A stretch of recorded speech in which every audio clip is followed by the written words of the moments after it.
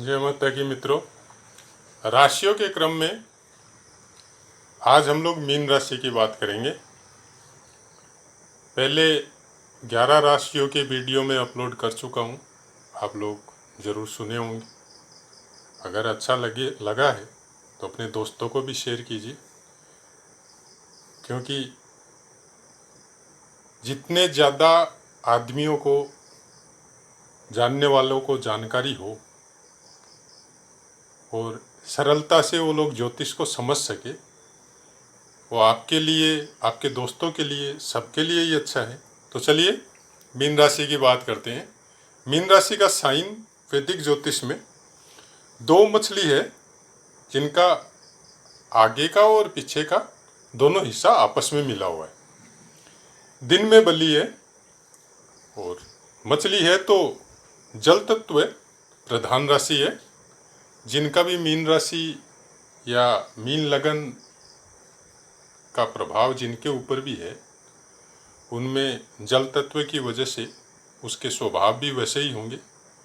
सत्व गुण युक्त है, सच्चाई का पक्ष लेते हैं।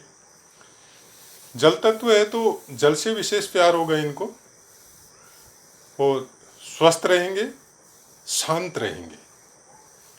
मछली का चिन्ह है तो पैर तो होगा नहीं, तो अपद राशि में इनका काउंटिंग होगा।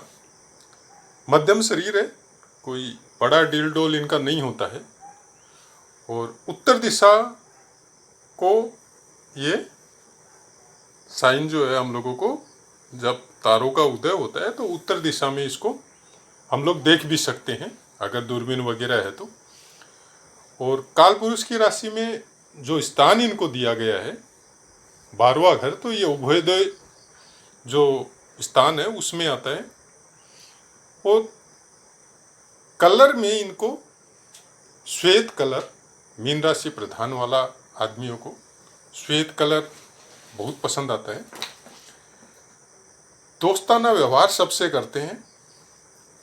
कोई चीज़ का स्वार्थ वगैरह ये लोग कोई काम में जल्दी से पसंद नहीं करते हैं। और कोई भी काम के लिए जब ये लोग स्टार्ट होते हैं, शुरू करते हैं कोई काम को, चाहे अपने लिए या समाज के लिए या किसी का भला करने के लिए, तो दूसरे से या किसी और से कोई उम्मीद नहीं करते हैं। फर्स्ट ये अकेले ही चलते हैं और आदमी फिर इनके अच्छे काम की वजह से इनके साथ जुड़ते जाते हैं, वो एक अलग मैटर है। लेकिन ये अपने दम पे विश्वास करते हैं, न किसी दूसरे का कोई हेल्प पे विश्वास करते हैं, न कुछ और करते हैं। मीन राशि है, मीन राशि की वजह से इनको बहुत ज़्यादा मतलब ज्ञान की जो लालसा जो होती है ना, ये बहुत ज़्यादा होती है। तो मीन राशि प्रधान वाले आदमी बड़े बड़े संत, मठाधीश, ज्ञान चर्चा करने वाले, कई चीज़ों में ज्ञानवर्धक जितने भी चीज़ें हैं आजकल, जैसे सॉफ्टवेयर इंजीनियर है, कंप्यूटर प्रोग्रामिंग है, बड़े बड़े प्रोग्राम जो किए जाते हैं, उनमें जहाँ भी ज्ञान का ज़रूरत पड़ता है, चाहे वकालत हो, जज हो, वो सब में इनका प्रभुत्व देखा जा सकता है। मीन राशि वाले न तो किसी को दुख देते हैं और न पसंद करते हैं कोई इनको दुख दे। इनका प्रॉब्लम सबसे बड़ा यही है कि मीन राशि प्रधान जिसका स्वभाव है या जो गुण है, ये कुछ आलसी होते हैं, आराम ज़्यादा पसंद करते हैं, पैसे के पीछे इतना नहीं भागते, लेकिन खुद की लाइफ लग्जरियस बनाने की कोशिश ये हमेशा करते रहते हैं। अपनी लाइफ को कैसे ऊपर उठाए, वो भी बिना मेहनत के, तो ये उठाते भी हैं। कारण इनके अंदर इनका दिमाग जो है ना बहुत मेच्योर होता है, बहुत ज्ञान होता है। तो फिजिकल फिटनेस इतना अच्छा नहीं हो सकता है इनका, कोई ज़रूरी भी नहीं है इनको फिजिकल फिटनेस की। ये मेहनत करना ज़्यादा पसंद भी नहीं करते। ये अपने दिमाग के घोड़े दौड़ाते रहते हैं और एक ही बार में कई कई कामों में ये इंटेंगल होते हैं। जैसे एक आदमी है, कोई सर्विस भी कर रहा है तो वो कमीशन का काम भी कर रहा है, तो कोई दूसरा शेयर मार्केट में भी वो कोई दिमाग लगा रहा है। तो कई चीज़ों से, कई रस्तों से ये धनागम करते हैं और उसमें बहुत हद तक सफल भी होते हैं। अगर बाकी ग्रह वगैरह इनको सपोर्ट करे तो बहुत उच्च पद तक ये जा सकते हैं, बहुत ऊंचे स्तर के कलाकार भी बन सकते हैं। गायन वादन में भी विशेष रुचि होती है इनकी। दिमाग लगा के या लोगों को भला करने के वजह से इनको मतलब जैसे सोशल वर्कर है, कोई अच्छे ज्ञान वाले पंडित भी हो सकते हैं, कोई एस्ट्रो भी हो सकते हैं, या फिर ये लोग कोई बड़े बड़े संत महात्माओं में भी आ सकते हैं। ज्ञान से संबंधित जितने भी काम हैं वो मीन राशि वाले आदमी ये करते हैं। और समाज के लिए, दोस्तों के लिए ये बहुत अच्छे दोस्त साबित होते हैं। वो भावनात्मक लगाव ये हमेशा सबसे रखते हैं। कुछ हद तक ये इतने ज़्यादा मतलब सामने वाले से जुड़े हुए रहते हैं कि कुछ हद तक कई आदमी इनका फायदा भी उठाता है, क्योंकि ये सत्य का पक्ष लेते हैं, गलत बात को बर्दाश्त नहीं करते हैं।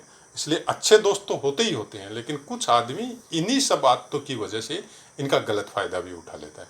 कोई परवाह नहीं करते, ये अपने रास्ते पे चलते रहते हैं। कोई क्या करता है क्या नहीं करता है इनको उससे कोई मतलब नहीं है, और लास्ट में ये अपनी मंजिल को प्राप्त होते भी हैं, ऐसा बात नहीं है।